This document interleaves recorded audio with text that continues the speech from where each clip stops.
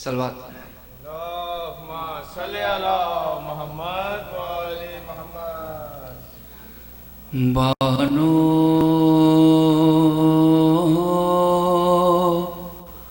کہاں تلاش کرے اپنے لال کو، جنگل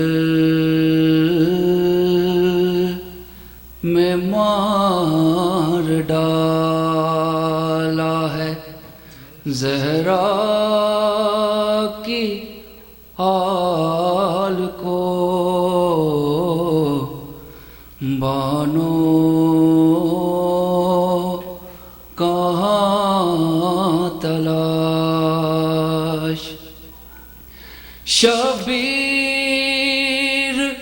لا رہے ہیں میدان سے دیکھیے، شبیر لا رہے ہیں میدان سے دیکھیے، اپنے ضعیف کاندھے پہ 18 سال کو، بانو کہاں تلاش.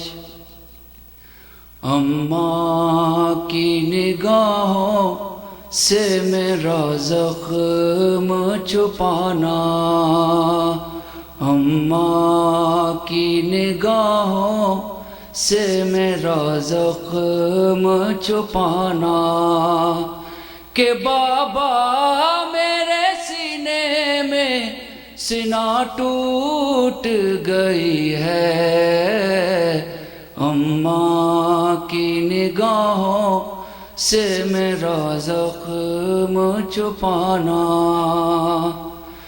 اس طرح کلیجے میں اتر آئی ہے برچی، سینہ نہیں ارماں بھی ماں کے ہوئے زخمی، چاہا تھا میری ماں نے مجھے دلہا بنانا، کہ بابا میرے سینے میں سینہ ٹوٹ گئی ہے، جی چاہتا ہے آپ کی تسلیم کو اٹھوں، رتبے کا تقاضا ہے کہ تعظیم کو اٹھوں، مشکل ہے مگر ہاتھ کلے جیسے ہٹانا، کہ بابا میرے سینے میں سینہ ٹوٹ گئی ہے، یہ سوچ کے اکبر کا پھٹا جاتا ہے سینہ، آواز کہیں سن نہ لے معصوم سکینہ، سجاد کو آہستہ ذرا جا کے بتانا، کہ بابا میرے سینے میں سینہ ٹوٹ گئی ہے، اللہ کرے لوٹ کے تم جاؤ وطن کو، مجبوریاں بھائی کی بتا دینا بہن کو، تم میری طرف سے اسے سینے سے لگانا، کہ بابا میرے سنا ٹوٹ گئی ہے، اماں کی نگاہوں سے میرا زخم چھپانا، کہ بابا میرے سینے میں سنا ٹوٹ گئی ہے۔ سلوات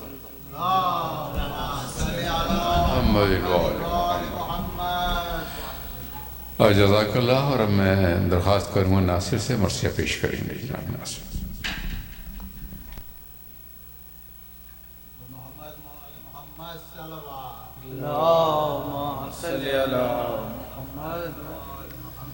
برائے خوشنودی امام زمانہ بلند تر صلوات اللہم صلی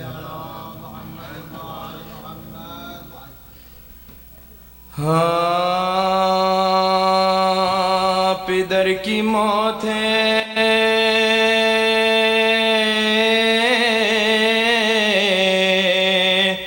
مرنا جوان بیٹے کا،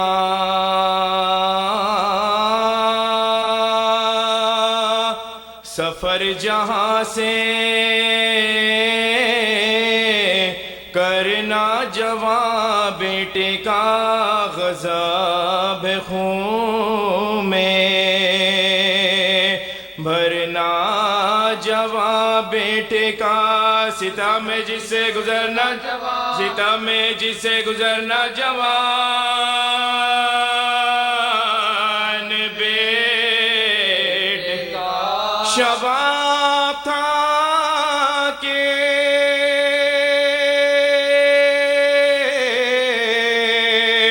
شہ مشرقین سے چھوٹے، محب و پیٹو کے اکبر حسین، محب و پیٹو کے اکبر حسین سے خدا پدر کو نہ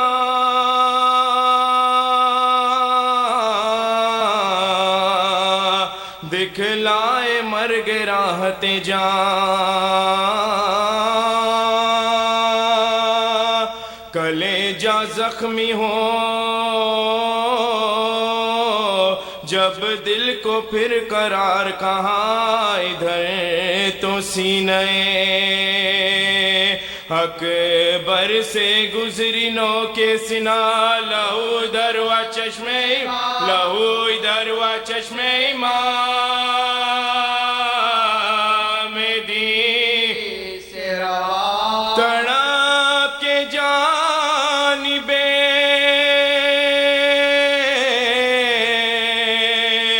گردوں نگاہ کی شہنے، زمین ہل گئی ہے، زمین ہل گئی ہے کیسی آہ کی شہنے، پکارتے ہوئے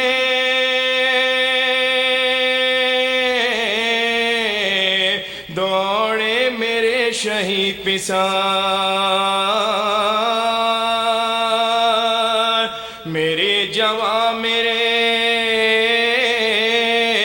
محروم میرے سعید پسار، میرے ہنسی میرے یوسف میرے رشید پسار، قریب ہو گئی میدان سے آ، قریب ہو گئی میدان سے آ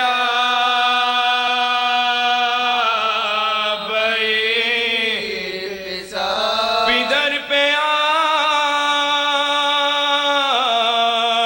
نئی واردات ہے بیٹا، خبر نہیں مجھے دن ہے کہ خبر نہیں مجھے دن ہے کہ رات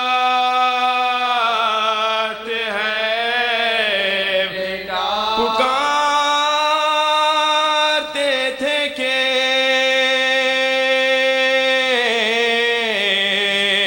اے شیر پھر پکار مجھے، نہیں بتانے کے لاشا یہ نابکار، مجھے تیرے فراق میں ہے زیست ناگوار مجھے صدا سنا دے میں صدقے پھر ایک بار مجھے گلے لگا لو سینہ ہمارا جلتا ہے کلیجہ منہ سے کوئی دم میں کلیجہ منہ سے کوئی دم میں آم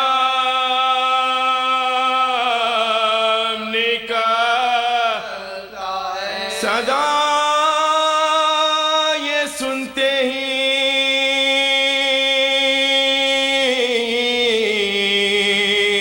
سلطان پیرو پر دوڑے یہ درد دل تھا کہ تھامے ہوئے جگر دوڑے کبھی تو فوج پا مانند شیر نر دوڑے ارے کبھی ادھر گئے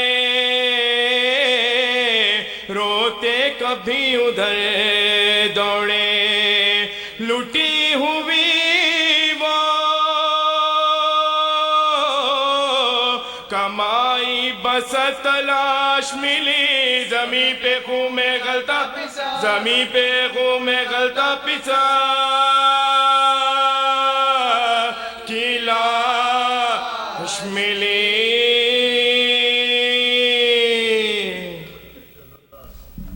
جزاک اللہ صلوات بر محمد والے محمد اور میں درخواست کروں گا جناب قبلہ ڈاکٹر مولانا سخاوت حسین صاحب سے تشریف لائیں حضرت ممبر ہوں گے مجلس سے خطاب فرمائیں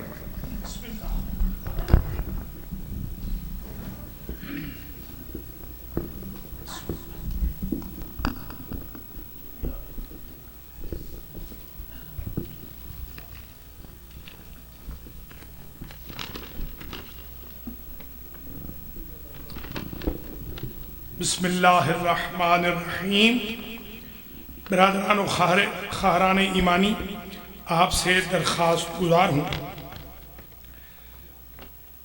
جن مرحومین کے نام میں لے رہا ہوں ان مرحومین اور مرحومات کے لیے اور آپ اپنے سب مرحومات کے لیے باغ مصطفیٰ میں جو مدفون ہیں اور جمیع انحاء عالم کے مومنین مومنات کی مغفرت و بخشش کے لیے ایک مرتبہ سورہ مبارکہ فاتحہ اور 3 مرتبہ سورہ مبارکہ اخلاص کی تلاوت فرمائیں مرحومین کے نام ہیں اعجاز حسین بدر ام الخیر احمد بہن سید صغیر الحسن زیدی حاجرہ خاتون کوثر عباس سید کوثر عباس نسیم فاطمہ وسائر المرحومین والمرحومات بسم اللہ الرحمن الرحیم الحمد للہ رب العالمین الرحمن الرحیم مالک یوم الدین ایاک نعبد و ایاک نستعین اہدنا الصراط المستقیم صراط الذین انعمت علیہم غیر المغضوب علیہم ولا الضالین بسم اللہ الرحمن الرحیم قل هو اللہ احد اللہ الصمد لم یلد ولم یولد ولم یکن له کفوا احد بسم اللہ الرحمن الرحیم قل هو اللہ احد اللہ الصمد لم یلد ولم یولد ولم يكن له كفوا أحد بسم الله الرحمن الرحيم قل هو الله أحد الله الصمد لم يلد ولم يولد ولم يكن له كفوا أحد اللهم ابعث ثواب هاتين السورتين بحق الإمام حسين وأجداده وذريته بتوسط سائر الانبیاء والمرسلین والائمة الطیبین الى ارواح المنظورین المذکورین اللہم اغفر ذنوبهم वरहम अला अहवालिहिम वहशुरहुम मअन नबी व अहले बैतिहि तय्यबीन।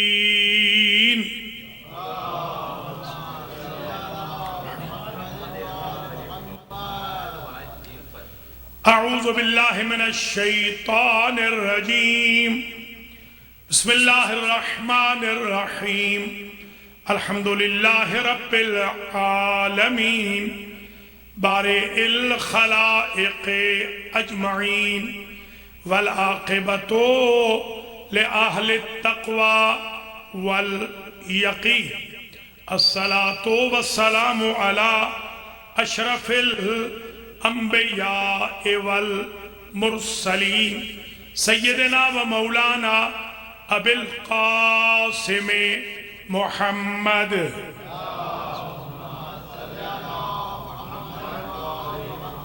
सुम्मस्सलातु वस्सलामु अला अहले बैतिहि तय्यबीन वल्लअनु दाइमु अला अअदाइहिम अजमईन।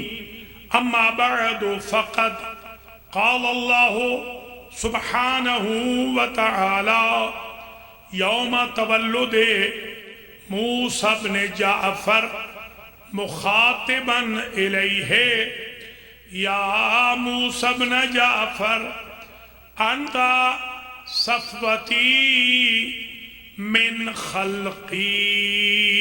सलावत।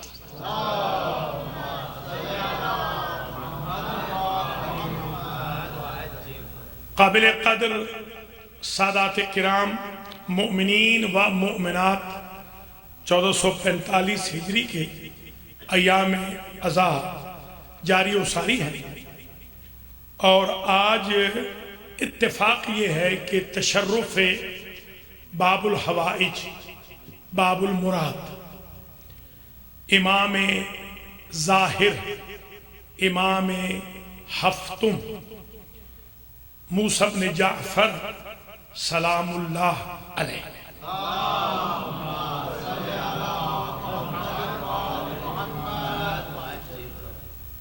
अगरचे अयाम अज़ा जारी व सारी हैं मगर क्योंकि हजरत के तशर्रुफ का दिन है इसलिए आज मैंने ये मुनासिब समझा कि 40 मिनट के लिए जो गुफ्तगू करूं वो सारी की सारी इमाम मूसा काज़िम अलैहिस्सलाम के बारे में।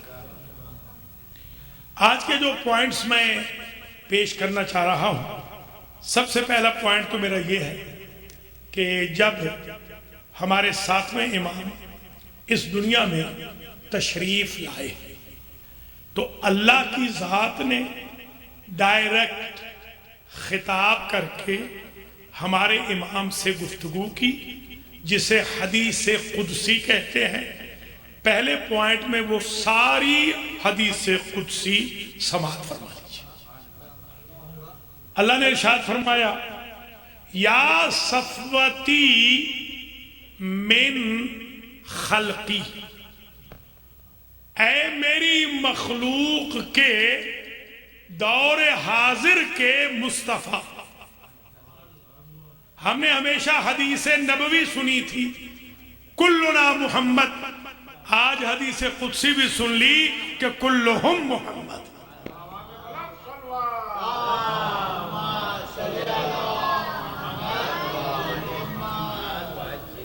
ये जो एक मसला था वह सलामुन अला इबादिहिल्लज़ीना इस्तफ़ा, सलाम हो उन बंदों पर जो मुस्तफ़ा बंदे हैं, वो उक़दा हल हो गया कि ये सिर्फ सुन्नत का ही नहीं, कुरान का भी इरशाद है, अल्लाह का भी इरशाद है। ये 14 के 14 मुस्तफ़ा हैं मखलूक खुदा के। या सफ़वती मिन खल्क़ी, फिर फरमाया व मौज़िउ सिर्री, व मौज़िअ सिर्री, और ऐ मेरे सारे राजों के मखजन। यहां मैं एक बारीक इशारा करूंगा। मूसा एक मूसा है जिन्हें अल्लाह कह रहा है इन्नी इस्तफ़ैतुका अलन्नास بے رسالاتی و بے کلامی، وہ موسیٰ وہ ہے کہ جو بڑھاپے میں طور پہ گئے ہیں، اور وہاں جب ڈائریکٹ اللہ کا کلام آیا، تجلی ہوئی تو گھبرا گئے۔ اللہ کو کہنا پڑا کہ اے موسیٰ لا تخف انہو لا یخاف لدی المرسلون، رسول میرے دربار میں خوف نہیں کھاتے۔ میں اگر یہ جملہ کہوں کہ موسیٰ نبی نے اللہ کی وحی ڈائریکٹ سنی ضرور ہے، مگر ہانپتے کانپتے ہوئے بڑھاپے میں میرا مولا بچپن میں اطمینان سے سن رہا ہے۔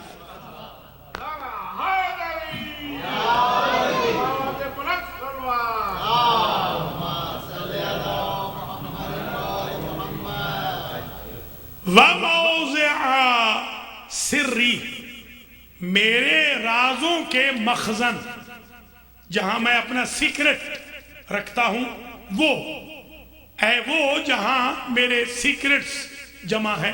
اب یہاں جملے کی قدر کرنا، حضرت موسیٰ نبی وہ ہیں کہ جو 3 سیکرٹ خضر کے نہ رکھ سکے، اور میرا مولا موسیٰ کاظم وہ ہے جو اللہ کے سارے رازوں کو سنبھال رہا ہے۔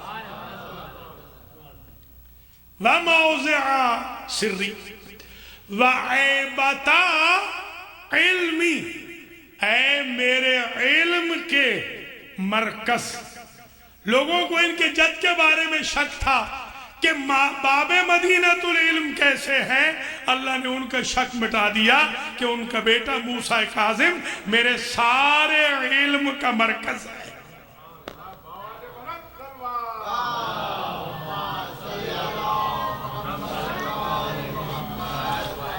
وَأَمِینِی وَأَمِینِی عَلَى وَحْیِ، اے میرے وحی کے امین۔ یہ پہلے دن اللہ فرما رہا ہے، 40 سال کے بعد نہیں، جیسے بھائیوں نے لکھا کہ حضور کو تو پہلی وحی 40 سال کے بعد آئی، اس سے پہلے کنٹیکٹ ہی نہ تھا۔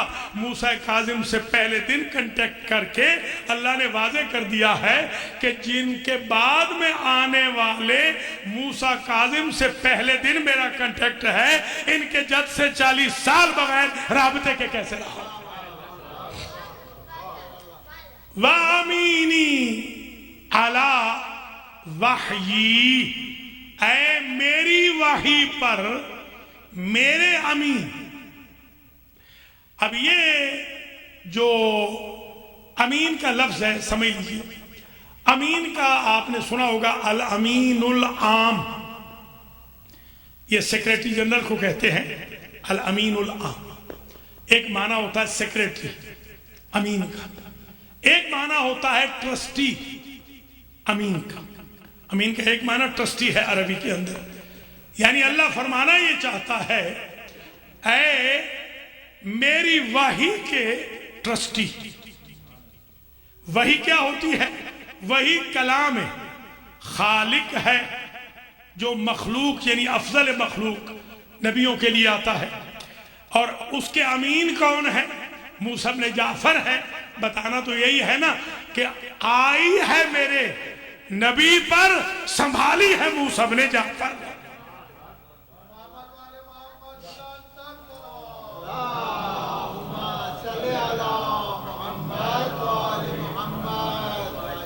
اور یہ جو معنی ہے کہ اس سے مراد سیکریٹری ہے، تو ایک مسئلہ اور بھی حل ہو گیا۔ دور مصطفیٰ میں اگر کسی نے مجھے ملنا ہوتا تھا تو اس وقت ذریعہ محمد مصطفیٰ تھے، دور موسیٰ کاظم میں ملنا ہے تو باب الحوائج میرا وسیلہ ملاقات ہے۔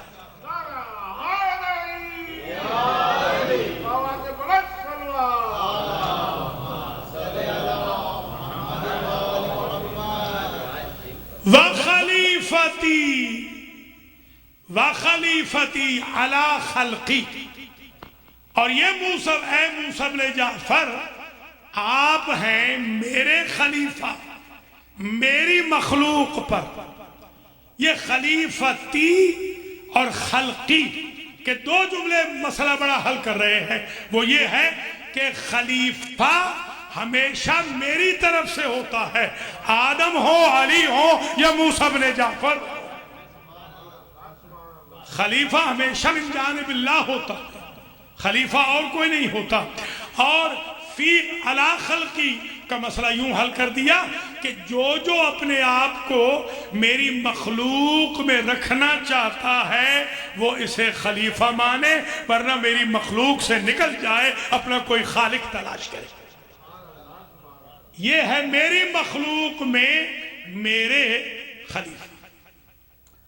لکا ولمن تولاکا او جب تو رحمتی، جو اے موسیٰ بن جعفر جو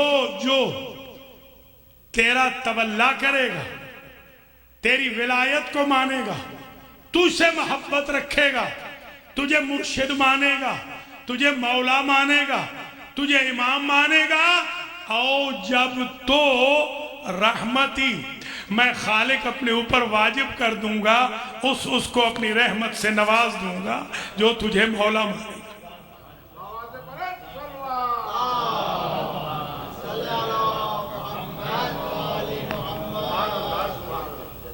اچھا، واجب الوجود جب کوئی شے اپنے اوپر واجب کرے تو بہت ہی زیادہ امپورٹنٹ ہوتی ہے۔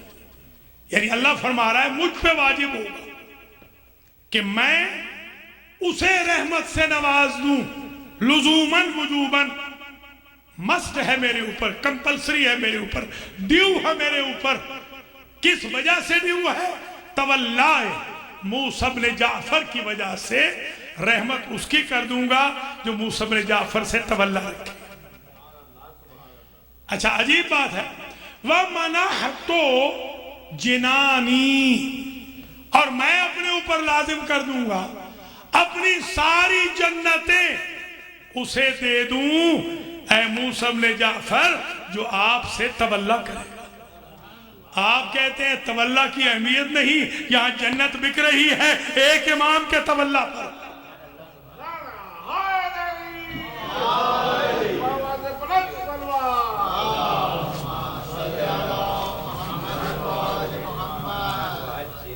وَمَنَحْتُ جِنَانِي، میں اپنی جنتوں کو، جنان جمع ہے جنت کی، فارسی اس میں حدیث میں جنان، مفاتیح الجنان فارسی والی یاد ہوگا آپ کا، اردو میں بھی آ گئی بہت عرصے سے۔ مفاتیح الجنان یعنی مفاتیح الجنات، جنت کے دو جمع کے صیغے ہیں، ایک ہے جنان اور ایک ہے جنات۔ تو یہ جو فرمایا ہے وَمَنَحْتُ جِنَانِ، میں اس کے لیے اپنی جنتیں دے دوں گا، میں وجوباً لزوماً اسے جنتی بناؤں گا، اے موسیٰ بن جعفر جو آپ سے تولا رکھتا ہو۔ آج کے دن تو یوں سمجھ لیں کہ جنت کا سرٹیفکیٹ لینے کا دن ہے۔ اس لیے میں نے استخارہ کر کے آج اس موضوع کو تیار کیا تاکہ جو آئے ہیں وہ متلاشیان بہشت تھے، جب جائیں تو جنت ان کی متلاشی ہو۔ وَأَحْلَلْتُ جَوَارِي، اور میں اس بندے کو اجازت دوں گا کہ قیامت کے دن مجھ اللہ کا پڑوسی بن جائے جو آپ سے تولا رکھے۔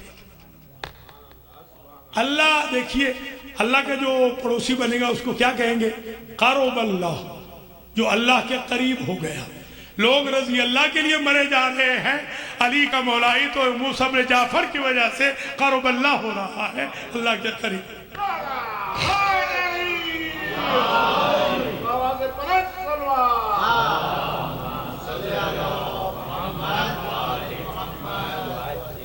وَأَوْسَعْتُ مِن رِزْقِي، میں اس بندے کے رزق میں اضافہ کر دوں گا، رزق میرا ہوگا، اضافہ کر دوں گا جو اے موسیٰ بن جعفر آپ سے تولا رکھے گا۔ گویا رزق بٹ رہا ہے موسیٰ بن جعفر کی محبت کی وجہ سے اللہ کریم کی طرف سے۔ رزق وسیع اس کو دے دوں گا جو آپ سے تولا رکھے گا۔ یہ 9 جملے ہیں، 9 جو میں نے آپ کی خدمت میں 9 جملے ہیں، ٹوٹل 10 ہے۔ یہ 9 جملے ہیں تولا کے، 10واں جملہ ہے تبرہ کا۔ دیکھیے وہ کیا ہے، وَعِزَّتِي لِمَنْ عَادَاكَ، مجھے اپنی عزت و جلالت کی قسم، جو اے موسیٰ بن جعفر جو آپ سے دشمنی رکھے گا نا، لَأُسَلِّبَنَّهُ اشد عذابی، آپ کے دشمن کو سخت ترین عذاب کروں گا، اس دنیا میں بھی اور آخرت۔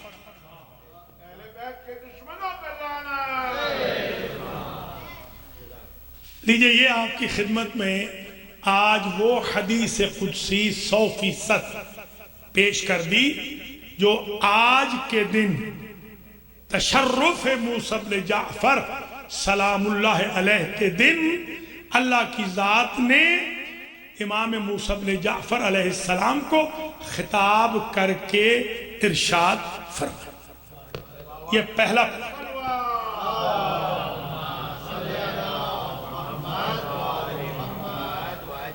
پوائنٹ اختتام پذیر ہو گیا۔ دوسرا پوائنٹ، اب یہ جملے بڑے عجیب ہیں، ذرا غور سے آپ ملاحظہ فرمائیے گا۔ یہ آپ کے والد گرامی کے الفاظ ہیں۔ جب اللہ کے الفاظ ہوں، معصوم کے الفاظ ہوں، معصوم کی ماں کے الفاظ ہوں، معصوم کے معصوم باپ کے الفاظ ہوں، تو اہمیت بہت بڑھ جاتی ہے۔ ورنہ لوگ کہتے ہیں کہ کہاں سے پڑھا ہے، یا ان کے گھر سے پڑھ رہے ہیں، یا خالق سے پڑھ رہے ہیں، یا مخلوق سے، احسن مخلوق سے۔ اب امام علیہ السلام کے جملے کیا ہیں؟ امام علیہ السلام فرماتے ہیں کہ فارسلہ الیہ، اللہ نے بھیجا میرے بیٹے کی طرف ملک، ایک فرشتے کو، المسمى بالحیوان، جس کا نام تھا زندگی، اس کا نام ہی زندگی۔ اب زندگی اگر ان ہستیوں سے زندگی نہ مانگے تو پھر کن کے ذریعے مانگیں؟ کیونکہ ان کے پاس جو فرشتے آ رہے ہیں ان کا نام ہی حیات ہے، نام ہی زندگی۔ وہ فرشتہ آیا، اس کا نام ہی زندگی ہے، لائف اس کا نام۔ وہ آیا، اس نے کیا کیا؟ کتب علی کتفہ الایمن، اس نے لکھا دائیں کندھے پہ میرے بیٹے کے، جعفر ابن محمد الصادق البار الامین کا ارشاد گرامی ہے۔ وہ فرما رہے ہیں کہ اس فرشتے نے، حیوان نامی فرشتے نے لکھا میرے فرزند کے دائیں کندھے پہ، کیا لکھا؟ وَتَمَّتْ كَلِمَتُ رَبِّكَ صِدْقًا وَعَدْلًا، اور تیرے رب کا کلمہ مکمل ہو گیا صدق کے باعث اور عدل کے باعث۔ اصل میں اس کی بیک گراؤنڈ ہے، وہ سن لیجیے۔ حضور سے لوگ پوچھتے تھے، یا رسول اللہ عرف نفسک، اللہ کے رسول اپنی تعریف کریں، خود کو ڈیفائن کریں۔ آپ نہیں کہتے، کہیں بھی جائیں تو جو کوئی میٹنگز وغیرہ آپ کی بزنس میٹنگز ہوتی ہیں، اس میں آپ کیا اپنی کمپنی کا نام لیتے ہیں، اپنا نام لیتے ہیں، اپنی کمپنی کا نام لیتے ہیں؟ تو لوگ یہ کہتے تھے، یا رسول اللہ اپنا تعارف کرائیں۔ اللہ نے آیت بھیجی اور اسی کا تذکرہ آیت سے پہلے حضرت ابو طالب علیہ السلام کر چکے تھے۔ وَمِيزَانُ صِدْقٍ لَا يَخِيسُ شَعِيرَةً وَوَزَّانُ عَدْلٍ وَزْنُهُ غَيْرُ ذَائِلِ، میرا بھتیجا جب صدق کی معراج پہ پہنچا اور عدل کی معراج پہ پہنچا تو محمد بن گیا۔ قرآن بعد میں آیا ہے، فرمان ابو طالب پہلے آیا ہے۔ یہ ایک نہیں ہے، سینکڑوں اشعار ایسے ہیں کہ قرآن میں بعد میں آئے، ابو طالب کی زبان پہ پہلے آئے۔ تو پھر مسلمانوں کو ماننا چاہیے نا کہ یا تو یہ مان لیں ابو طالب حافظ القرآن تھے، یا یہ مان جائیں ابو طالب کا کلام اللہ کو ایسا اچھا لگتا تھا کہ وہ نظم کو نثر بنا کے قرآن پیش کر دیتا۔ اللہ اکبر۔ بسم اللہ بسم اللہ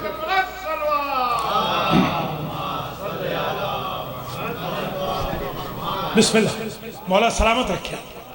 اللہ بانیان مجلس کو بھی جزائے خیر دے، دونوں فیملیز کو، آپ تمام حضرات و خواتین کو بھی اللہ اپنی حفظ و امان میں رکھے. ان کے مرحومین، میرے اور آپ کے مرحومین کی مغفرت ہو. اللہ ہم سب کے گناہوں کو بھی معاف فرمائے اور ہم سب کو توفیق اطاعت و بندگی عطا فرمائے.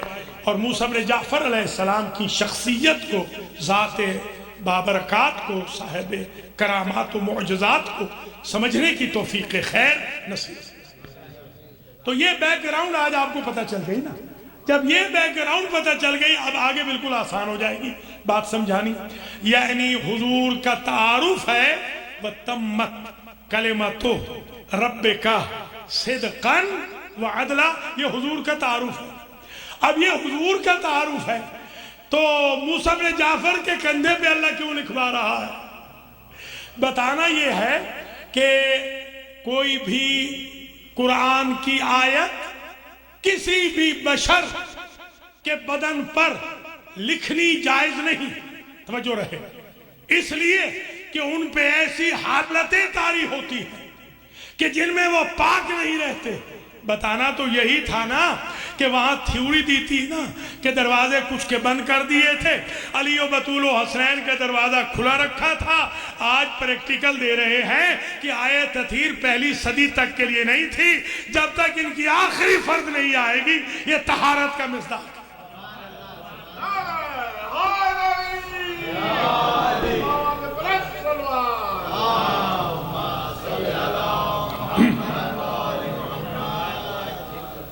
اور یہ بھی سمجھانا تھا کہ اگر یہ آیت تعارف محمدیہ میں ہے اور ہم 7ویں امام کے کندھے پہ لکھ رہے ہیں جو 9 معصوم بنتے ہیں، 2 معصوم پہلے ہیں یعنی حضور اور بی بی پاک، اور پھر یہ 7ویں ہو گئے تو 9 معصوم بنتے ہیں.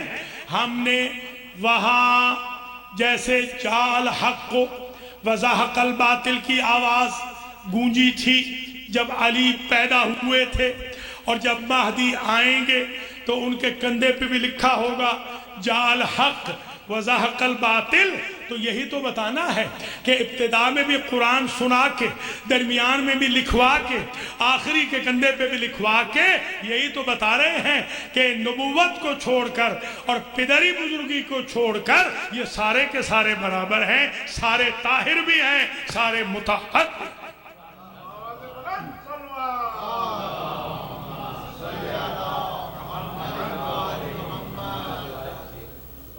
یہ دوسرا پوائنٹ آپ کی خدمات عالیہ میں. تیسرا پوائنٹ، کچھ ایسے القاب ہیں جو آپ کے مشترک ہیں باقیوں کے ساتھ بھی، مگر کچھ القاب وہ ہیں جیسے جو بالکل ان کے ساتھ ہی مربوط ہیں. مثلا ایک خاص لقب باب المراد 1,24,000 انبیاء میں، سارے ائمہ میں، بطول بیویوں میں کوئی بھی باب المراد نہیں گزرا سوائے ہمارے 7ویں امام کے. اچھا باب المراد ہے کیا؟ اصل میں جو مراد ہے، مراد یہ مرید اور مراد ذرا سمجھ لیجیے. آپ کے ہاں بہت چلتا ہے یہ لفظ، فلاں صاحب فلاں کے مرید ہیں، ٹھیک ہے. جو ہوتا ہے نا ان کا ملجا و مآوا، اس کو دراصل کہتے ہیں مراد. وہ ہوتا ہے مراد، مرید جو ارادہ کرے. اچھا اللہ کے جو نام ہیں ان ناموں میں ایک نام ہے مرید. اللہ ارادہ کرتا ہے بغیر کسی کی ڈکٹیشن کے ارادہ کرتا ہے. وہ انڈیپینڈنٹ ہے، وہ حالات سے متاثر ہو کے ارادہ نہیں کرتا. وہ مستحکم ہے، مستقل ہے، انڈیپینڈنٹ ہے، کوئی اس کا مشیر نہیں ہے، کوئی اس کو ڈکٹیشن نہیں دے سکتا. اللہ مرید ہے. اچھا یہ تو ایک ہے. اچھا مراد کیا ہے؟ اب سمجھیے گا توجہ کے ساتھ. امام جعفر صادق علیہ السلام نے فرمایا جب ان کے فرزند پیدا ہوئے اور لوگوں نے آ کے پوچھا کہ آپ کے فرزند کے نام کیا ہیں، تو ایک جملہ بڑا عجیب ہے، انہو باب من ابواب اللہ، یہ اللہ کے دروازوں میں سے ایک دروازہ ہے۔ اب سمجھ میں آئی بات کہ مراد ہے اللہ جس کا سب ارادہ کرتے ہیں، اور اللہ کے دروازے کا نام ہے باب الحوائج، باب المراد۔ یہ باب المراد اللہ کے، اور ایک یہ بھی معنی ہے کہ مرادیں جس سے بر آتی ہیں، مراد سے یہ مراد بھی، آپ کی کیا مراد ہے؟ جس سے مرادیں بر آئیں اس کو بھی کہتے ہیں باب المراد، جس کے دروازے پہ مرید جا کر اپنی حاجتوں کو پیش کرے، مرادوں کو پریزنٹ کرے، اور وہ اللہ کا دروازہ ہوتے ہوئے اللہ سے استجابت کروا دے، اسے کہتے ہیں باب المراد۔ اچھا، معصومین میں اور کوئی باب الحوائج نہیں، جو معصوم ہیں ان میں کوئی نہیں گزرا، جو تالی تلو المعصوم ہے، قائم مقام معصوم، ان میں اور بھی ہیں، کل 6 ابواب الحوائج ہیں، 6۔ ان میں سے ایک کے بارے میں اہل فارس نے لکھا ہے، وہ بھی ان کے فرزند ہیں، کہ امام علی رضا علیہ السلام کو بھی انہوں نے باب الحوائج لکھا ہے۔ باب الحوائج کا جو معنی ہوتا ہے وہ یہ نہیں ہے کہ جس کے دروازے پہ حاجتیں پیش کی جائیں۔ اچھا، یہ بھی آپ آج سن لیجئے کہ یہ باب الحوائج کا جو لقب ہے یہ شیعوں نے امام کو نہیں دی، یہ آپ سن کے حیران ہوں گے۔ باب الحوائج کا لقب اہل سنت نے دیا ہے۔ جو اہل سنت قرب و جوار میں رہتے تھے، جن کو بھی کوئی آنکھ کی مشکل درپیش ہوتی تھی تو وہ باب الحوائج کے دروازے پہ آتے تھے۔ تب تک یہ باب الحوائج نہیں کہلاتے تھے عرف میں، جب بلک میں ان کو شفا ملنے لگی، نابینا بینا ہونے لگے، آشوب چشم ختم ہونے لگا، تو انہوں نے کہا یہ باب الحوائج ہے، یعنی باب الحوائج سے مراد یہ ہے ان کے دروازے پر آتے وقت تک تو حاجت رہتی ہے، ان کے دروازے پہ آ جائے تو قضائے حاجت ہو جاتی ہے، پوری ہو جاتی ہے۔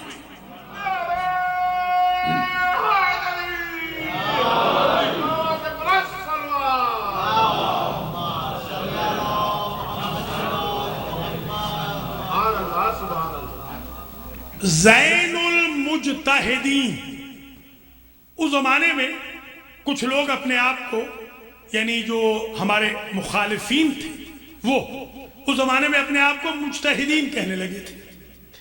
وہ امام کو، جو ان کے امام ہوتے ہیں، دراصل وہ ان کے مجتہد ہوتے ہیں، وہ امام معصوم ان کو نہیں سمجھتے، وہی مجتہد۔ تو کیا لقب ہے سرکار کا؟ زین المجتہدین۔ مجتہد جتنے بھی ہو جائیں ان کی زینت کا نام موسیٰ کاظم۔ جیسے علی کی زینت ہے زینب، ویسے مجتہدین کی زینت ہے موسیٰ بن جعفر۔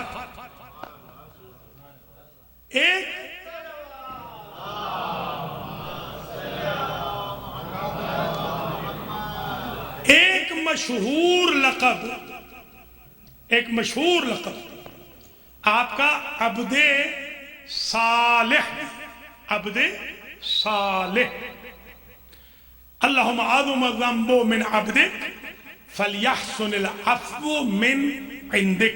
یہ دعا جو آپ سجدے میں پڑھتے ہیں، یہ روز مرہ کے سجدے میں اینڈ میں، یہ امام موسیٰ بن جعفر سلام اللہ علیہ کی دعا، اسے آپ یاد کر لیں، یہ اس کی بڑی تاکید کی گئی ہے۔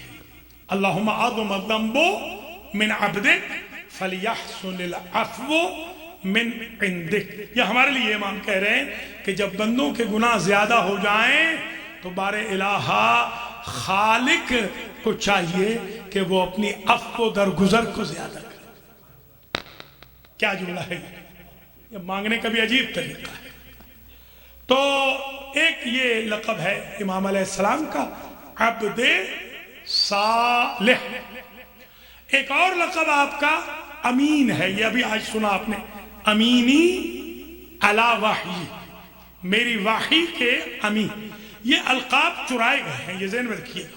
مثلا صدیق مولا علی کا لقب تھا، چرایا گیا۔ فاروق مولا علی کا لقب تھا، چرایا گیا۔ غنی نبی کا لقب تھا، چرایا گیا.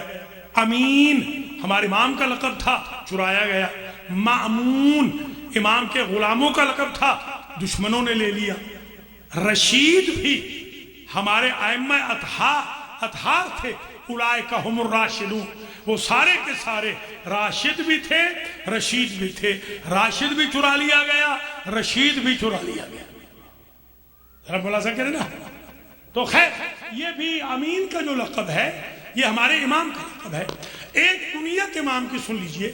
ایک تو ابو ابراہیم ہے، حضرت ابراہیم علیہ السلام جو آپ کے فرزند ہیں، جو قم میں دفن ہیں، ان کے نام پر ابو ابراہیم ہے. ایک سرکار کی جو کنیت ہے ابو الحسن ہے، اور ابو الحسن الثالث، یہ باپ بیٹے دونوں کی کنیت برا ایک. ابو الحسن ان کے فرزند کی بھی ابو الحسن، آپ جانتے ہیں امام الرضا علیہ السلام کی. مگر اگر آرڈر میں سیکوینس میں دیکھا جائے تو یہ دوسرے ابو الحسن بنتے ہیں، تیسرے نہیں بنتے. تو یہ کیوں کہا گیا ابو الحسن الثالث، یہ تیسرے ابو الحسن ہیں. تو ہم نے غور کیا کہ یہ تیسرے تو ہیں نہیں، ان سے پہلے تو ایک ہی گزرے ہیں امام علی علیہ السلام، ان کے بعد تو دوسرے ہیں. یہ ثالث کیوں لکھا گیا؟ تو جب ہم نے لغت دیکھی تو اس میں ثالث سے مراد ثالث وہ جو جھگڑا مٹانے والا ثالث ہوتا ہے، یہ تیسرے والا ثالث نہیں ہے، یہ جھگڑا مٹانے والا ثالث ہے. تو یہ کس کا جھگڑا مٹا رہا ہے؟ جب اللہ بندوں سے ناراض ہو جاتا ہے تو جس ثالث کے ذریعے اللہ مان جاتا ہے اس کا نام موسیٰ بن جعفر ہے.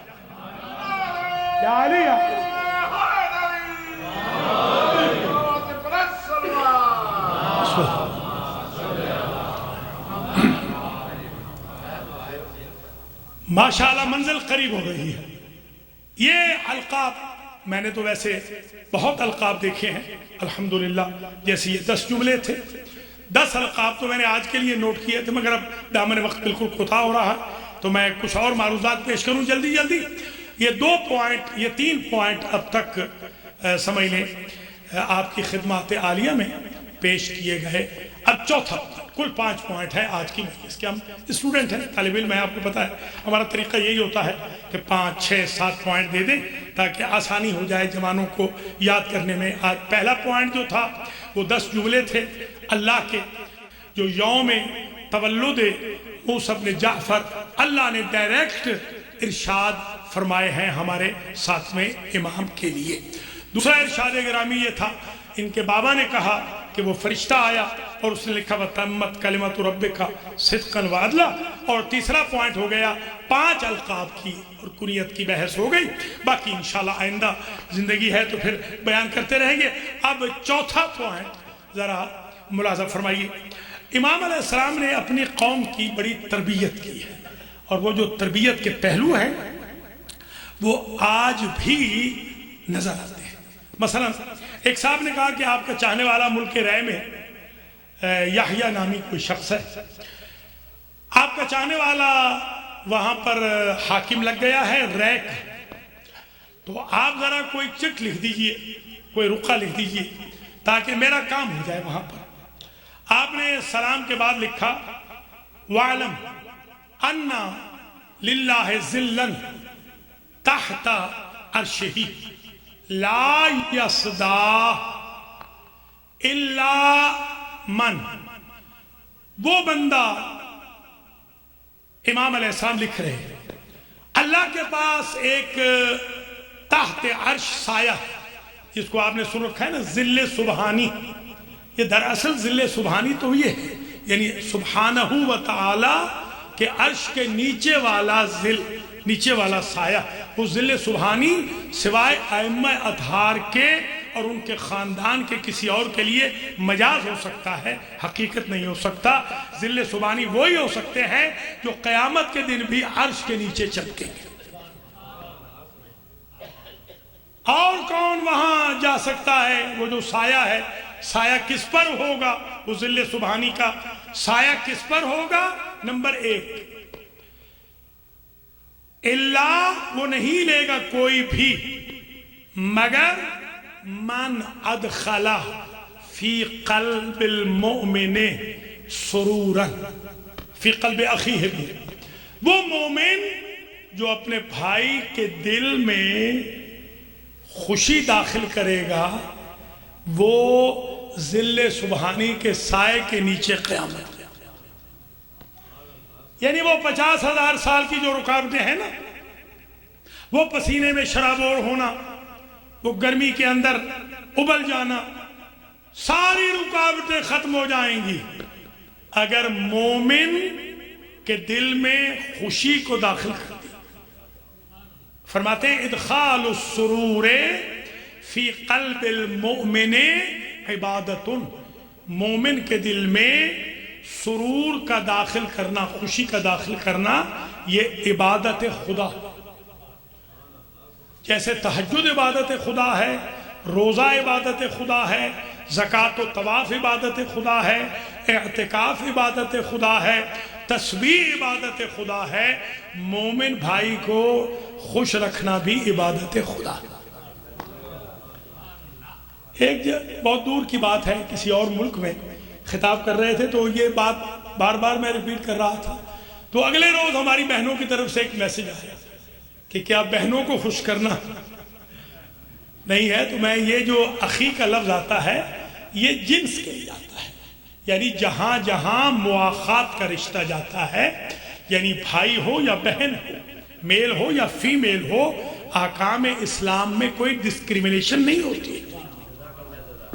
وہ بندہ، وہ بہن خوش رہے گی، ظل سبحانی کے نیچے رہے گی جس بہن نے بہن کو خوش کیا یا جس بہن نے بھائی کو خوش کیا۔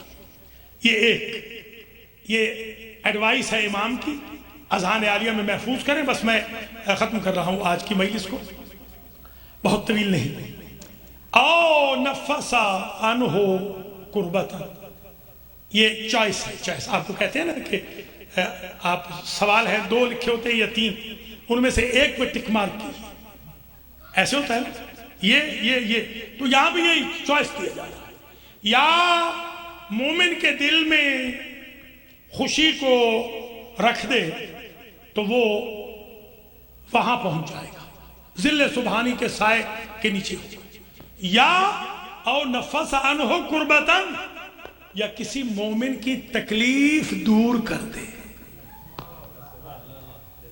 انما المؤمنون اخوہ ایسے نہیں کہا گیا، المؤمن اخو المؤمن ایسے نہیں کہا گیا۔ مومن کی نشانیوں میں سے پہلی نشانی وجہ منبسط، ایسے نہیں کہا گیا۔ جب پوچھا گیا کہ سب سے اچھا بھائی کون سا ہے، فرمایا جس بھائی سے تمہیں تکلیف نہ ہو اسے اپنی زندگی کا سب سے اچھا بھائی سمجھو۔ یہ فرش آزاد در اصل تربیت کا ہے محمد و آل محمد علیہ السلام۔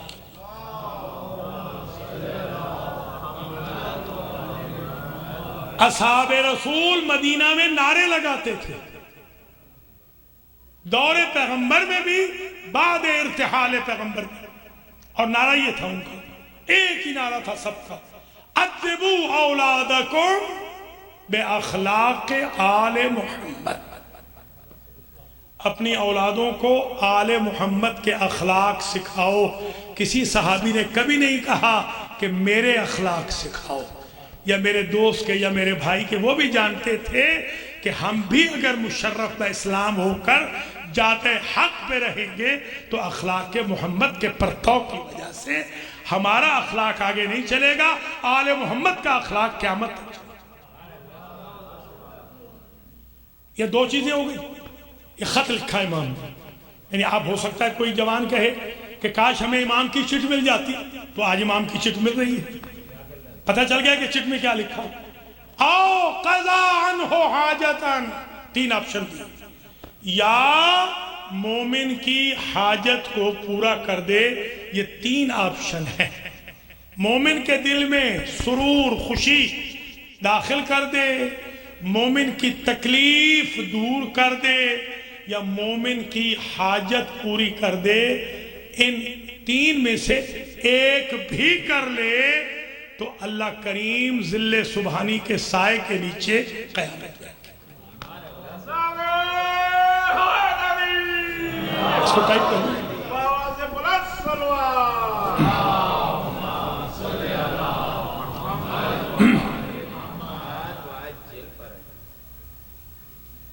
درود امام زمانہ بلند تر صلوات.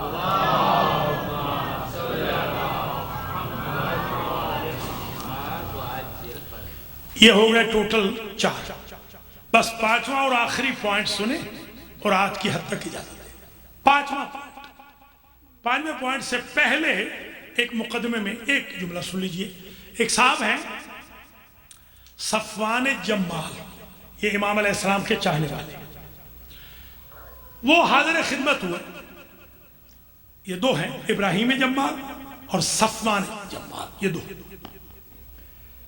جب حاضر خدمت ہوئے تو سرکار نے پوچھا کہ میں نے سنا ہے کہ تم ہارون کو اونٹ دیتے ہو کرائے پہ. کہا سرکار دیتا تم. ذرا غور کریں آپ، جب امام کے دور کے چاہنے والے امام کے دشمن کو اونٹ دے رہے ہیں تو ہمیں کتنا محتاط ہونا چاہیے، ہمیں کتنا محتاط ہونا ہوگا. ہاں دیتا تو ہوں سرکار، مگر سرکار یستاجرونی للحج، وہ مجھ سے لیتا تو ہے مگر حج کے لیے لیتا ہے. مومن بھی کتنا سمجھدار ہے، لیتا تو ہے سرکار، اجارے پہ میں دیتا ہوں، میرا بزنس ہے.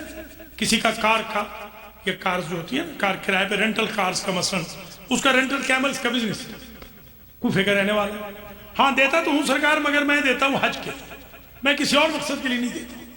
آپ نے فرمایا اسے خاص توجہ سے سننا.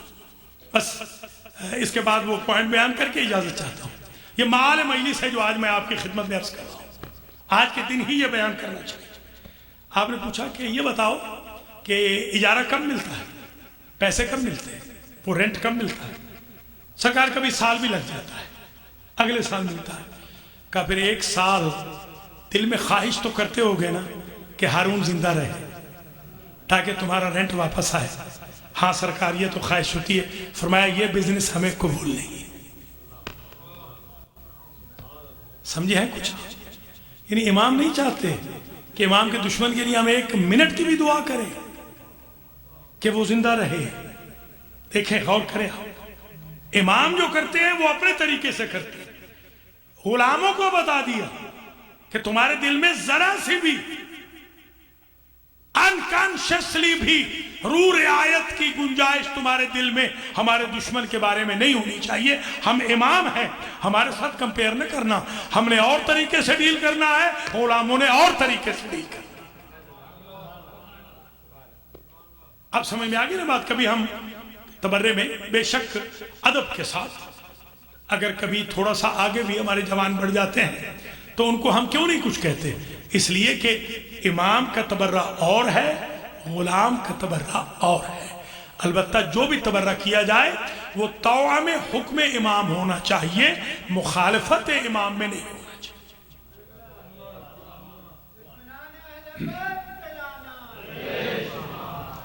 آخری بات کریں، 5واں پوائنٹ، یہ تو مقدمے میں آ گیا اور اجازت دیں. علی ابن یقطین ایک صحابی ہے. انہوں نے کہا کہ سرکار ایک پوسٹ آئی ہے، ہارون کی کیبنٹ میں منسٹر بننے کی پوسٹ آئی ہے، تو فرمائیے جوائن کر لوں. اگر کوئی مولانا اگر ہوتے نا تو وہ تو فوراً غصے میں آ جاتے. ایس ظالم کی کیبنٹ میں، ظالم کی. تو یہ ہوتا ہے امام اور غلام کا فرق. ہم نے قم میں پہلا سبق یہی پڑھا تھا اپنے استادوں سے کہ غلام میں اور امام میں فرق یہ ہے کہ غلام ایک جگہ بلواڑ میں سٹک ہو جاتا ہے، امام اسے کہتے ہیں جس کے سامنے کوئی بلواڑ سٹک کرنے کے لیے موجود نہ ہو. امام ہر جگہ سے ایگزٹ کر دیتے ہیں. یہ امام اس کو کہتے ہیں. ہاں ٹھیک ہے جوائن کر لیجیے، مگر ایک نصیحت ہے، میں اپنے الفاظ میں جوانوں کو سمجھانے کے لیے کہہ رہا ہوں. یہ چٹ ساتھ لے جائیے، یہ چٹ رکھ لیجیے گا اپنے میز پہ. کفارت عمل السلطان الاحسان الی الاخوان. کسی بھی ظالم جابر حاکم کے ہاں جاب کرنے کا کفارہ یہ ہے کہ مومن بھائیوں کی مدد کرتے رہو. یہ دراصل امریکہ میں رہنے والوں کے لیے ہے، صرف علی ابن یقطین کے لیے نہیں ہے. اللہ نے اگر آپ کو کوئی پوسٹ دے دی، پیسہ دے دیا آپ اچھے عہدے پہ آ گئے، اچھی لکھائی پڑھائی کر گئے، سی ای او بن گئے، کسی کمپنی میں سربراہ بن گئے، اپنے غریب بھائیوں کو بھول نہ جانا، کفارہ ہے یہ۔ کفارہ سمجھتے ہیں نا، یہ کفارہ ہے، کفارہ عمل السلطان۔ اقتدار میں آنے کے بعد بڑے بڑے بھول جاتے ہیں۔ علی بن یقین کوئی اتنے بڑے تو نہیں تھے، ٹھیک ہے، دوست تو تھے، بھول گئے۔ یہی ابراہیم جمال ملنے آئے، ابراہیم جمال ملنے آئے، ملنے کا وقت ہی نہیں دیا کہ ہمارے پاس ٹائم نہیں ہے۔ یہی علی ابن یقین حج پہ گئے، راستے میں بیت الشرف پہ گئے، امام موسیٰ بن جعفر کے امام نے ملنے کا وقت نہیں دیا۔ پہلے یہ ہوتا تھا، جاتے تھے، بڑی خاطر تواضع ہوتی تھی، آج گئے ہیں تو کوئی پوچھ ہی نہیں رہا۔ غلام سے کہا کون سی غلطی ہو گئی؟ کہا ہم تو تابع امام ہیں۔ امام نے اندر سے جواب دیا کہ ان سے کہیے کہ اگر ہمارے غریب مومن کے پاس ملنے کے لیے تمہارے پاس وقت نہیں ہے، تم جیسے امیر کے لیے ہمارے پاس بھی وقت ملاقات نہیں۔ ایسے سینسٹیو امام ہمیں چاہیے جو اس طرح پاسداری کرے اپنے غریب مومنین کی، سورسلیس مومنین۔ سرکار پر میں کیا کروں، ایک امام کا لقب ہے، آج ہی میں نے لکھا تھا، مسیر النیاق، ناقاؤں کو اڑانے والے۔ اب اس میں کئی دفعہ اڑایا ہے، آج وہ نہیں پڑھنا۔ مسیر النیاق، نیاق ناقہ کی جمع ہے، ناقوں کو اڑانے والے۔ یہ لقب کیسے پڑا، ایک وجہ آج سمجھ آ جائے گی۔ اس نے کہا سرکار اس کا کوئی کفارہ بتا دیں۔ مومن تھا، مومن اسی کو کہتے ہیں، التائب من الذنب کمن لا ذنب لہ۔ مولا علی سے کسی نے پوچھا اللہ کب تک معاف کرتا رہے گا؟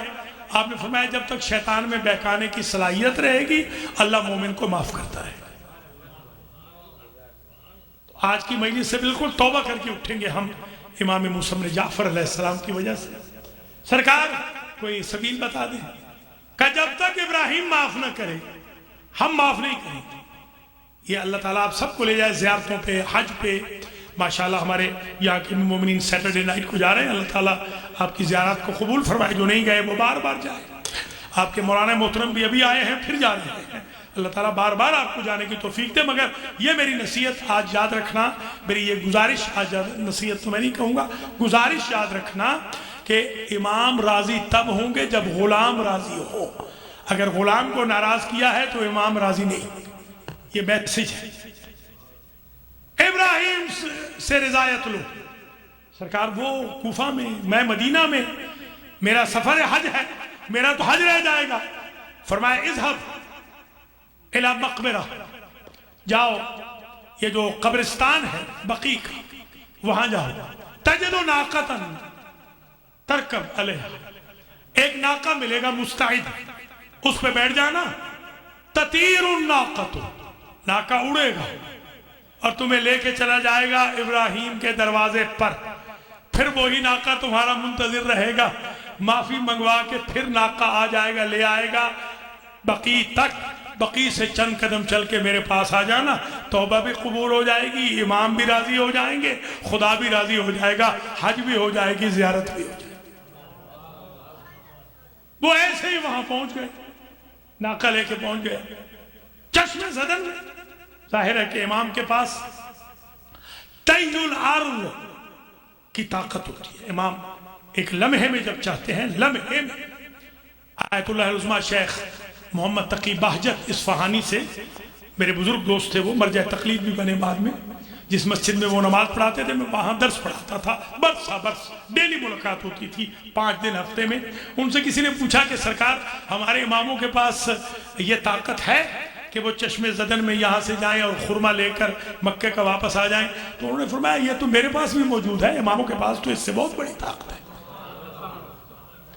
یہ چھوٹی چھوٹی تو ہمیں بھی اماموں نے دے رکھی ہے، دیکھیں غور کریں۔ بس ختم ہوئی مجلس آج کی، کل انشاءاللہ نئے موضوع کے ساتھ حاضر خدمت ہوں گے۔ معافی کے لیے جب حاضر ہوئے تو وہ ایسے کرٹسی دیکھے، سبحان اللہ، کہ جیسے کچھ ہوا ہی نہیں۔ ابراہیم مجھے معاف کر دے، ایسے جیسے کچھ ہوا ہی نہیں۔ ایسے نہیں مجھے کیا، بسم اللہ آپ تشریف لائے، حکم کیجئے، نہیں مجھے معاف کر دیں. اچھا اگر آپ مجبور کر رہے ہیں تو پھر معاف کر دیا. ایسے نہیں، میں زمین پہ اپنا رخسارہ رکھتا ہوں، تم مٹی میں اپنا پاؤں بھرو اور مٹی کا اپنا پاؤں کا پنجہ میرے رخسارے پہ لگا دو، تاکہ میں امام کو جا کے بتاؤں کہ غلام کی سند یہ ہے، امام اب سند توبہ عطا فرمائے. بس یہ آج کی مجلس یہاں 5 پوائنٹس پر اتمام پذیر ہو گئی. اور یہ دنیا میں 2 جنازے ایسے گزرے ہیں کہ جن کے زنجیر اور رسیاں روح کی پرواز کے بعد بھی نہیں کھولی گئی. پہنچ گئے، کوئی دیر تو نہیں ہے. 2 ایسے، ایک موسیٰ بن جعفر جن کے پل بغداد پہ بھی ہاتھ بندھے تھے، اور ایک حسین کی یتیمہ.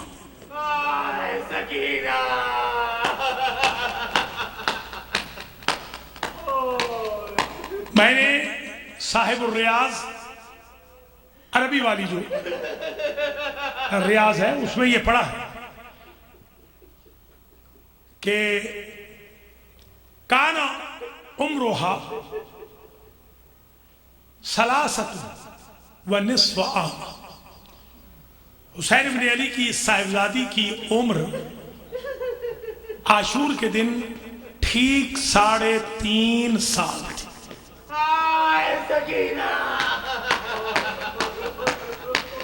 اور حسین بن علی نے تہجد کی نماز میں یہ بیٹی اللہ سے مانگی تھی، اور اس بیٹی کو جب تک یہ عاشور کی عصر تک اس بیٹی کو کہا جاتا تھا، اس بچی کو کہا جاتا تھا سکینہ یا سکینہ، چھوٹی سکون والی. سکینہ چھوٹی سکون والی، سکینہ جو ہمیشہ سکون کا ذریعہ. یہ صفت مشبہہ. اور عصر عاشور کے بعد اس بچی کا لقب پڑ گیا رقیہ. رقیہ بھی مصغر ہے رقت سے، وہ چھوٹی جو پیہم روتی رہے. میں یہ سمجھتا ہوں جب تک بابا کا سینہ ملتا رہا یہ بچی سکینہ کہلاتی رہی. جب سے شمر کے تماچے لگنے لگے یہ بچی رقیہ کہلانے. ماشاءاللہ اجرکم علی الزہرا. یہ وہ بچی ہے کہ جو باپ کے قاتل کے سامنے کھڑی ہو گئی تھی اور کہتی تھی سب کو لے جا، مجھے یہیں چھوڑ دے.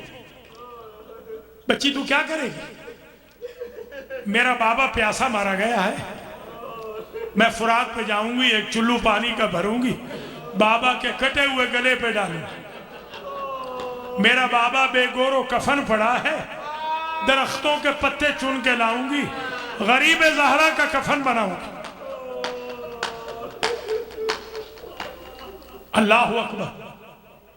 جب تم چلے جاؤ گے میں چوراہے میں کھڑی ہو جاؤں گی.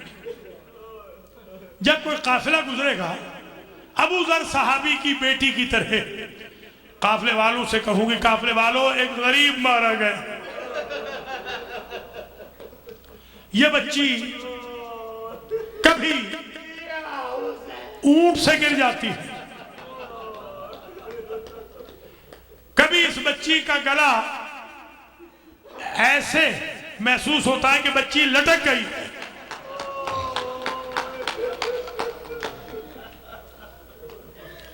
اللہ اکبر. ایک فارسی کے مورخ کا جملہ ہے، سن لیجئے. سیلی کے شمر بر صورت یتیمہ حسین زد، صورت دختر حسین را کبوت کر. جو تماچا شمر نے، صرف ایک تماچا، یہ سارے تماچوں کی بات نہیں، صرف ایک تماچا، جو ایک تماچا شمر نے بی بی سکینہ کو مارا، سجاد کی بہن کے چہرے کی ڈائریکشن بدل گئی۔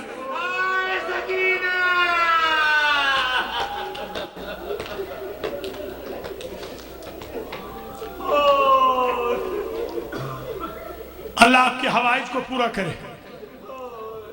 یہ بچی بالآخر اپنی آنکھوں سے دیکھ رہی ہے بابا کا سر پڑا ہے یزید کے تخت کی نچلی سیڑھی پر، اور یہ ملعون خیزوران کی چھڑی بی بی کے بابا کے لبوں پہ لگاتا ہے اور کہتا ہے حسین تیرے دانت کتنے خوبصورت تھے۔ یہ بچی دیکھ رہی ہے۔ اللہ اکبر، اجرکم اللہ۔ بچی ہمیشہ اپنے بابا کو یاد کرتی۔ ایک روز بچی نے بہت یاد کیا۔ بچی نیند میں تھی، اٹھی تو زندان کے دروازے کی طرف دوڑی۔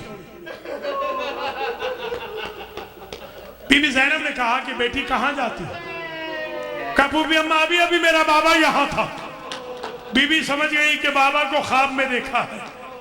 ادھر سر حسین پڑا تھا اس حجرے میں جس میں یزید ملعون سو رہا تھا۔ تشت میں سر تھا، سر پہ رومال تھا۔ ایک رسالہ نکلا تھا نصارہ نجران، یہ نصف صدی پہلے، اس میں یہ واقعہ منوان ایسے لکھا ہوا کہ وہاں سے سر اٹھا اور سر گیا چھت تک، اور سر نے آواز دی ملعون تو آرام سے سویا ہوا ہے اور میری سینے پہ سونے والی پھوپھیوں سے میرا سر مانگ رہے۔ سر آ گیا، سر آ گیا۔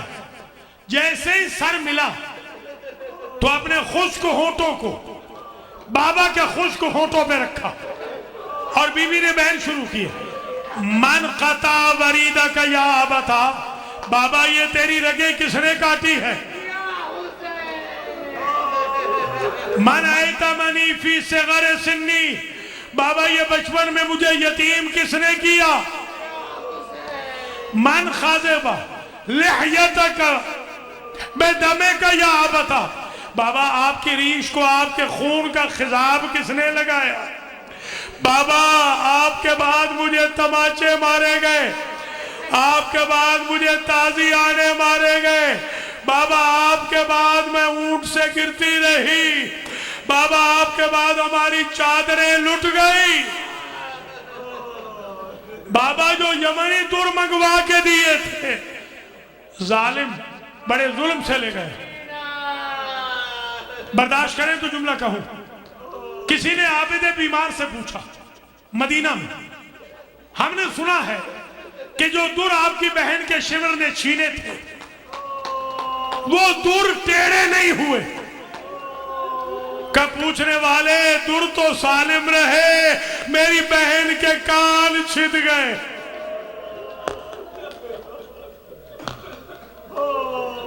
اگر برداشت کریں تو یہ جملہ بھی کہہ دوں، دائیں کروٹ سوتی تو دایاں کان دکھتا، بائیں کروٹ سوتی تو بایاں کان دکھتا، آسمان کی طرف رخ کر کے سوتی تو شمر کے تازیانے یاد آتے۔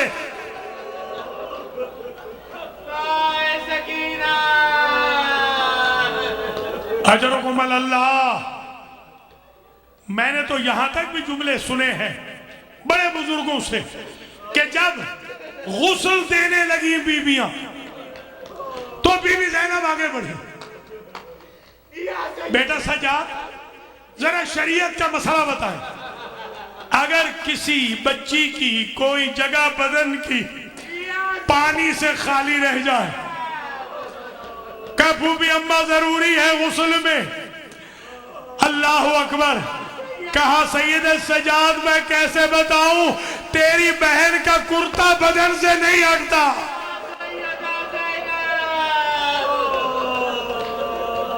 ماشاءاللہ، سبحان اللہ۔ بس مجلس تمام ہو گئی۔ آج اس سے آگے نہیں جائیں گے. آخری جملہ ایک کا ایک سن لیں. ایک بہن ایسا کیا, ایک بہن بیوی نے ایسا کیا, سارا زندان ہل گیا. فارسی مورخ نے لکھا, اے پدر مہربانم شکستہ شدے استخوانم. بابا اس تکلیف کا ذکر میں نے بھائی عابد سے نہیں کیا, یہ تکلیف میں نے ماؤں پھوپھیوں بہنوں کو نہیں بتائی. برداشت کریں گے اہل اولاد؟ آپ جا رہے ہیں نا اللہ اکبر زیارات پہ. بس یہی اسی جملے پہ مجلس ختم ہے. ترجمہ کروں, بابا شمر نے جو مجھے تازیانے مارے, میرے پہلو کی پسلیاں ٹوٹ گئی. تاریخ کہتی ہے قیامت میں دو بیویاں ایسی آئیں گی جو ٹوٹی ہوئی پسلیوں کے ساتھ آئیں گی. ایک حسین کی ماں, ایک حسین کی بیٹی. ماتم حسین.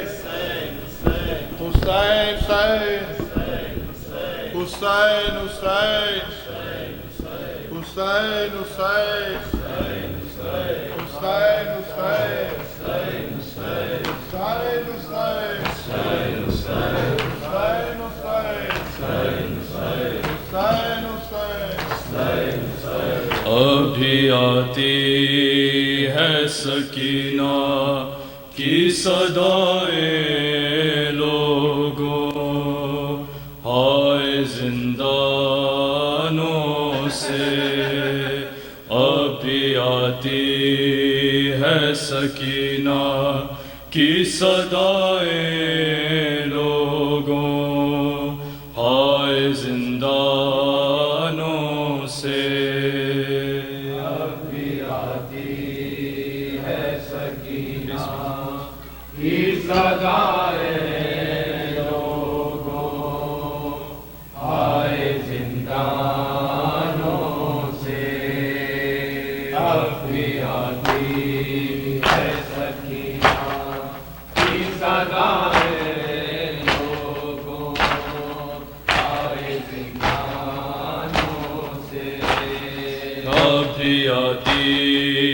سکینہ کی صدائے لوگوں, ہائے زندانوں سے.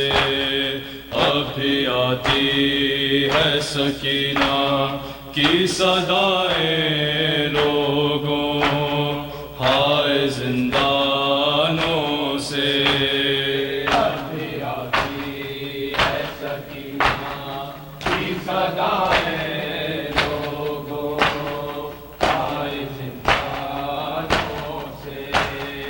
ابھی آتی ہے سکینہ کی صدائے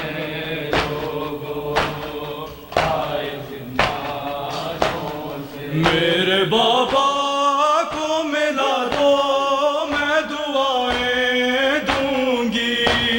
سسکیاں لے کے جو کہتی تھی مسلمانوں سے.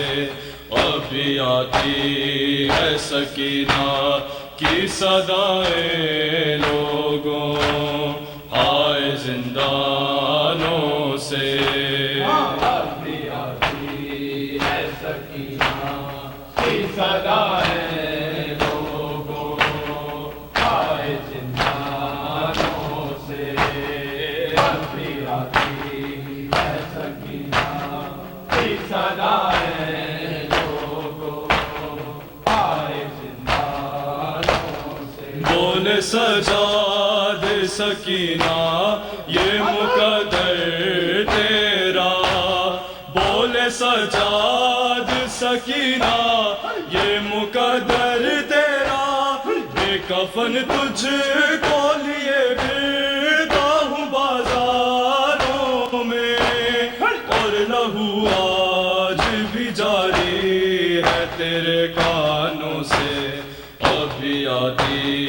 ہے سکینہ کی صدائیں لوگوں آئے زندانوں سے اب بھی آتی ہے سکینہ کی صدائیں لوگوں آئے زندانوں سے بول سجاد سکینہ یہ مقدر تیرا بول سجاد سکینہ یہ مقدر تیرا بے کفن تجھ کو لیے پھرتا ہوں بازاروں میں اور لہو آج بھی جاری ہے تیرے کانوں سے اب بھی آتی ہے سکینہ کی صدائیں لوگوں آئے زندانوں سے اب بھی آتی ہے سکینہ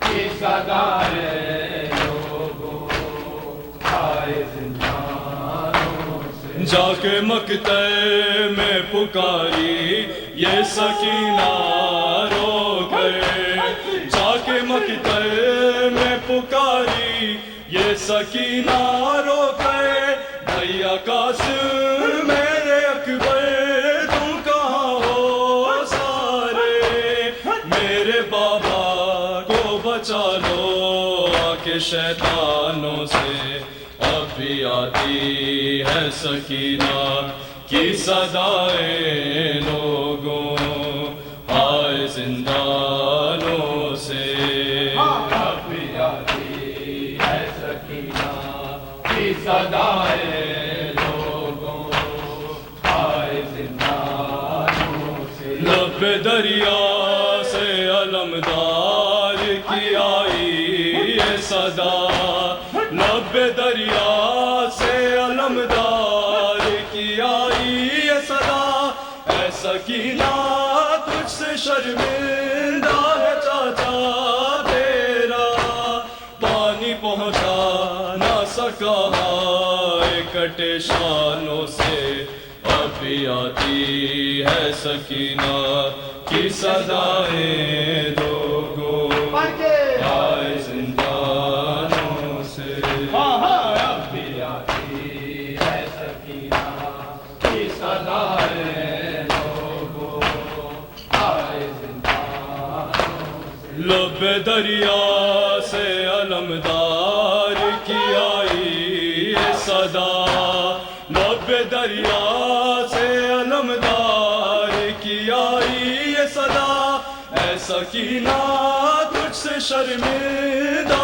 ہے چاچا تیرا پانی پہنچا نہ سکا کٹے شانوں سے اب بھی آتی ہے سکینہ کی صدائیں لوگوں آئے زندانوں سے اب بھی آتی ہے سکینہ کی صدائیں لوگوں آئے زندانوں سے بولی معصومہ پھوپھی رسم ہے یہ شامیوں کی بولی معصومہ پھوپھی رسم ہے یہ شامیوں کی کر کے بابے دے رسن اور کھلا کے پتھر اس طرح کوئی تو ملتا نہیں مہمانوں سے اب بھی آتی ہے سکینہ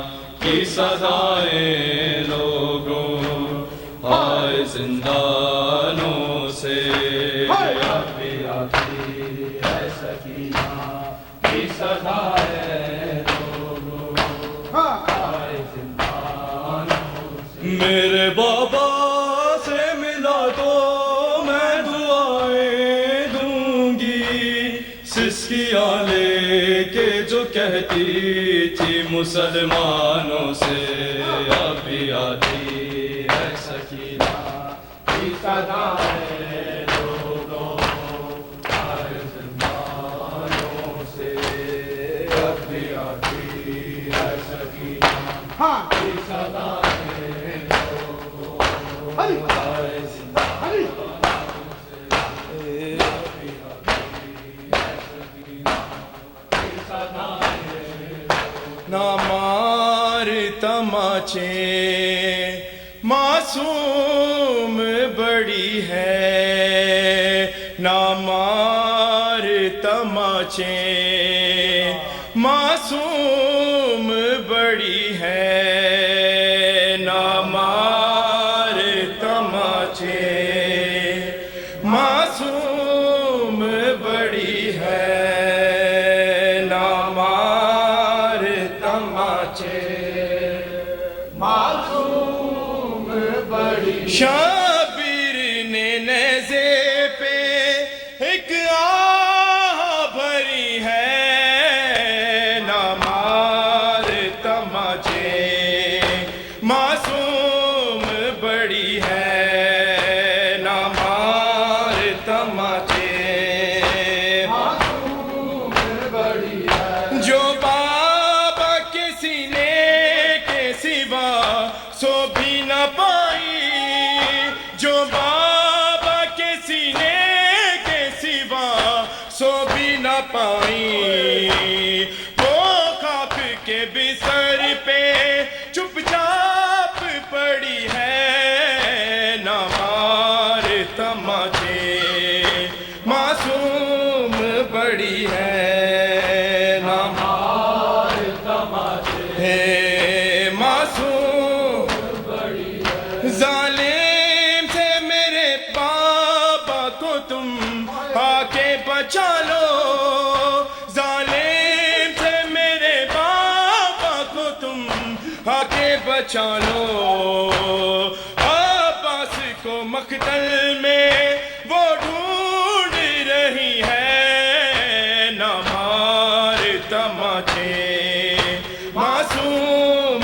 بڑی ہے نہ مار تماچے معصوم بڑی ہے شابیر نے نیزے پہ ایک آہ بھری ہے نہ مار تماچے معصوم بڑی ہے مر جائے گی تنہائی میں یہ تیری سکینہ مر جائے گی تنہائی میں یہ تیری سکینہ زندان میں بھائی ویرانی بڑی ہے نہ مار تماچے معصوم بڑی ہے نہ مار تماچے معصوم بڑی ہے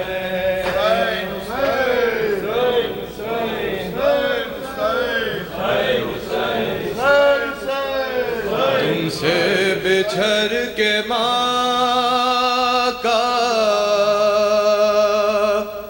مشکل بہت ہے جینا ماں کو بھی ساتھ لے لو رک جاؤ اے سکینہ رک جاؤ اے سکینہ رک جاؤ اے سکینہ ہر سمت ہے اندھیرا ہر راہ پر خطر ہے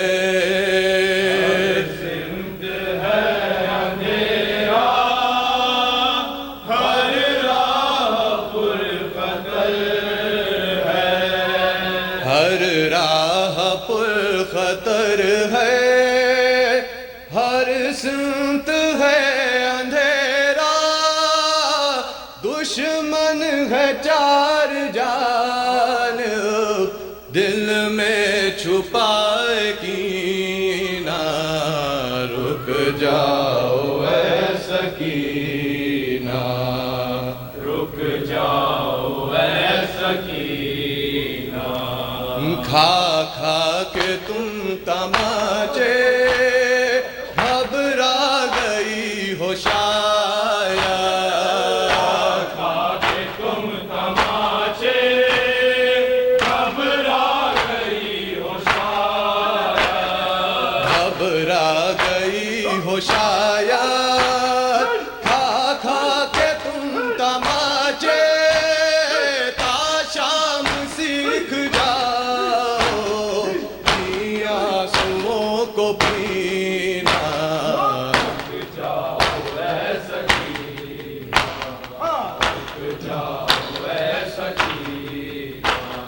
آ جاؤ میں سلا دوں سر زانوں پہ رکھ کر میں سلا دوں سر زانوں پہ رکھ سر زانوں پہ رکھ کر آ جاؤ میں سلا دوں زخمی بہت ہے بیوی تیرے پدر کا سینہ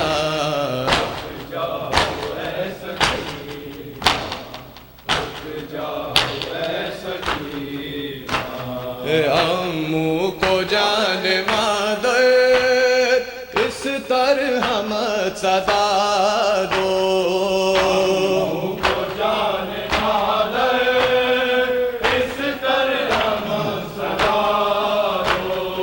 اس طرح مت صدا دو امو کو جان مادر عباس کی جبین پر آ جائے گا پسینہ